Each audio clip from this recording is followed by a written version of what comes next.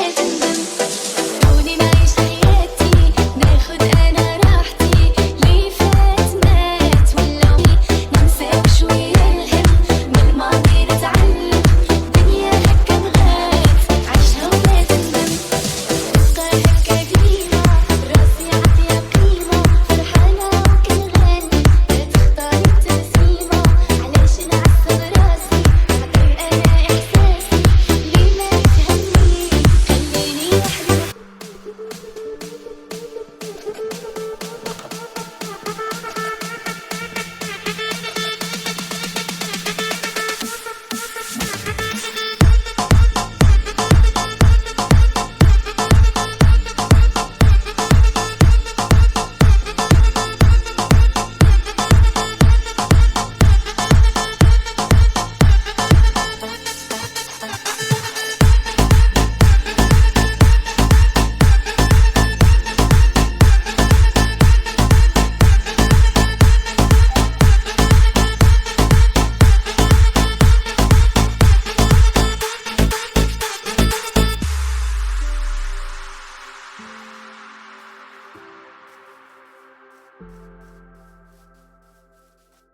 যখনই তুমি কারো সাথে দেখা করো বা কোনো ঘরে প্রবেশ করো, তখন সবচেয়ে আগে মানুষ কি লক্ষ্য করে জানো? তুমি ভাবতে পারো তোমার জুতো, তোমার পোশাক, তোমার মুখ, বাট না, সবচেয়ে আগে তারা লক্ষ্য করে তোমার হাঁটার ধরন।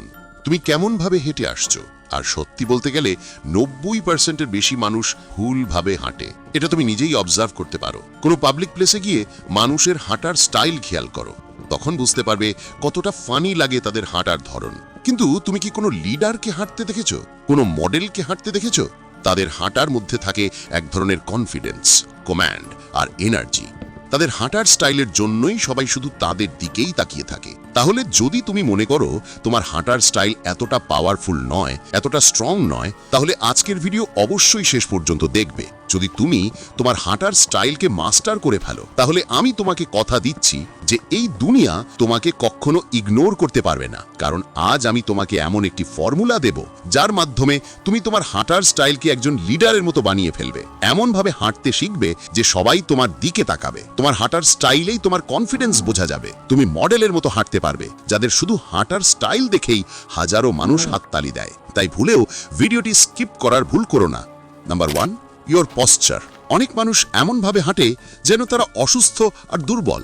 তাদের পশ্চার এতটাই খারাপ যে তারা সব সময় বাঁকা হয়ে থাকে। এটা কখনোই তাদের কনফিডেন্ট দেখায় না।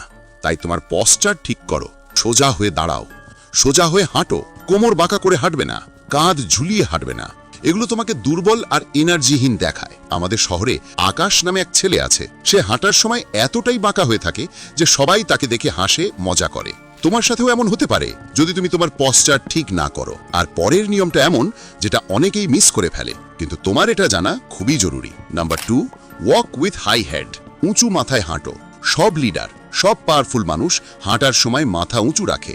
তারা কখনো চোখ নামিয়ে হাঁটে না, তারা কখনো আই কন্ট্যাক্ট এড়িয়ে যায় না। কিন্তু অনেক মানুষ আছে হাঁটার সময় সামনে কাউকে দেখলে চোখ নিচে নামিয়ে ফেলে, লজ্জায় দ্রুত হাঁটতে শুরু করে। এটা তোমাকে ইনসিকিউর আর দুর্বল দেখায়। তাই সবসময় মাথা উঁচু করে হাঁটো, সামনে তাকাও। এতে বোঝা যায় তুমি জানো তুমি কোথায় যাচ্ছ, কেন যাচ্ছ। আর পরের নিয়মটা এমন যার কথা তোমাকে কেউই বলবে না। Number 3, walking speed. হাঁটার গতি। তুমি কিভাবে পা ফেলছো, কত গতিতে হাঁটছো, এটাও অনেক গুরুত্বপূর্ণ। কেউ কেউ এমন দ্রুত হাঁটে যেন তাদের পিছনে পুলিশ দৌড়াচ্ছে। আবার কেউ কেউ এত ধীরে হাঁটে যেন তাদের জীবনে কোনো কাজ নেই, তারা ভীষণ ক্লান্ত। তাই তোমাকে এই 2 ধরনের হাঁটা এড়িয়ে চলতে হবে। সবসময় নর্মাল গতিতে হাঁটো, যেন মনে হয় সবকিছু তোমার নিয়ন্ত্রণে আছে। এতে বোঝা যায় তুমি স্যাটিসফাইড আর কনফিডেন্ট। যদি তুমি আরো বেশি হ্যান্ডসাম হতে চাও, তাহলে এই পরের নিয়মটি তোমার অবশ্যই জানা উচিত। Number 4, open hands. হাত খোলা রাখো। অনেকে হাঁটার সময় বুকের সামনে ক্রস করে রাখে বা পকেটে ঢুকিয়ে রাখে। এতে তারা ভয় পাওয়া বা দুর্বল মনে হয়। কিন্তু একজন লিডার সব সময় হাত খোলা রাখে। হাঁটার সময় হাত প্রাকৃতিকভাবে মুভ করে। তবে খুব বেশি দলিয়ে হাঁটো না, এটা তুমি ফানি লাগবে। চাইলে এক হাত পকেটে রাখতে পারো, আরেক হাত বাইরে। এটা তোমাকে আরো কনফিডেন্ট আর আকর্ষণীয় দেখাবে। বন্ধুরা, এখন পর্যন্ত যদি এই ভিডিওটি থেকে তোমরা একটু হলেও কিছু শিখে থাকো, তাহলে ভিডিওটিকে অবশ্যই একটা লাইক করবেন। আর ভবিষ্যতে এইরকম আরো ভিডিও দেখার জন্য আমাদের মাইন্ড ডিসকাস চ্যানেলটিকে সাবস্ক্রাইব করে বেল আইকন প্রেস করতে ভুলবে না। তাহলে চলো আবার ফিরে আসি আমাদের আলোচনাতে। Number 5, be a leader. লিডারের মতো হাঁটো। অনেকে গ্রুপে হাঁটার সময় পেছনে থাকে বা এক সাইডে চলে যায়, এতে তারা ইনসিকিউর মনে হয়। কিন্তু একজন লিডার সবসময় সেন্টারে হাঁটে। যখন তুমি সেন্টারে হাঁটো, সবার নজর প্রথমে তোমার দিকেই যায়। তুমি তখন কনফিডেন্ট আর গুরুত্বপূর্ণ মনে হয়। থমাস শেলবিকে দেখেছো তো, সে সবসময় গ্রুপে সেন্টারে হাঁটে। তুমি যদি সাইডে হাঁটো, তাহলে তুমি সেই গ্রুপে গুরুত্বপূর্ণ কেউ নও। তাই সবসময় কনফিডেন্সের সাথে সেন্টারে হাঁটো। আর নিজের হাঁটার স্টাইলটা কিভাবে আরো ভালো করবে, কিভাবে আরো উন্নতি করবে, সেটা জানতে হলে তোমার পরের দুটো নিয়ম অবশ্যই জানা দরকার। Number 6, shoulder swing. লিডার বা পাওয়ারফুল মানুষ যখন হাঁটে, তাদের কাঁধ স্বাভাবিকভাবে একটু দোলে। এটা তাদের আরো পাওয়ারফুল, আরো কনফিডেন্ট দেখায়। তাই আবার কাঁধ শক্ত করে হাঁটো না, রিল্যাক্সড হয়ে স্বাভাবিকভাবে দুলতে দাও। এতে তুমি আরো অ্যাট্রাকটিভ দেখাবে। আর এই লাস্ট নিয়মটা পুরো ভিডিওর থেকেও বেশি গুরুত্বপূর্ণ। Number 7, heel first. সবচেয়ে গুরুত্বপূর্ণ টিপস হলো, হাঁটার সময় প্রথমে তোমার পায়ের গোড়ালি মাটিতে পড়বে, তারপর বাকি পা। এতে তোমার পুরো হাঁটা স্টাইল বদলে যাবে। তুমি অনেক বেশি কনফিডেন্ট দেখাবে। পাওয়ারফুল মানুষ এভাবেই হাঁটে। তাদের পা হাঁটার সময় সোজা সামনে পড়ে, না বাইরে না ভিতরে। এতে তারা এক ধরনের রিদমে হাঁটে, যা তাদের আরো আকর্ষণীয় আর কনফিডেন্ট দেখায়। তাহলে ফাইনালি তুমি শিখে গেলে কিভাবে তোমার হাঁটার স্টাইল ইমপ্রুভ করতে হয়। পুরো ভিডিওটি দেখার জন্য ধন্যবাদ। বন্ধুরা, দুনিয়াতে যখন কোনো ব্যক্তি অপরাধ করে তখন পুলিশ তাকে গ্রেফতার করে আর তার অপরাধ অনুসারে তাকে প্রাপ্ত শাস্তি দেওয়া হয়।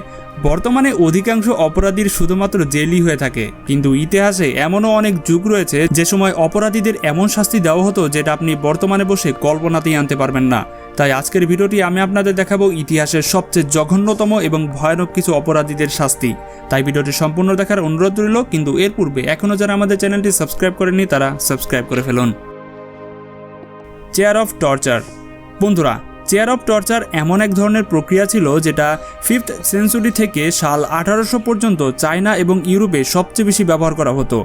এই চেয়ারটি অপরাধীদের মুখ থেকে সত্য কথা বের করানোর জন্য ব্যবহার করা হতো, আবার কখনো কখনো মৃত্যুদণ্ড কার্যকর করার জন্য এই চেয়ার ব্যবহার করা হতো।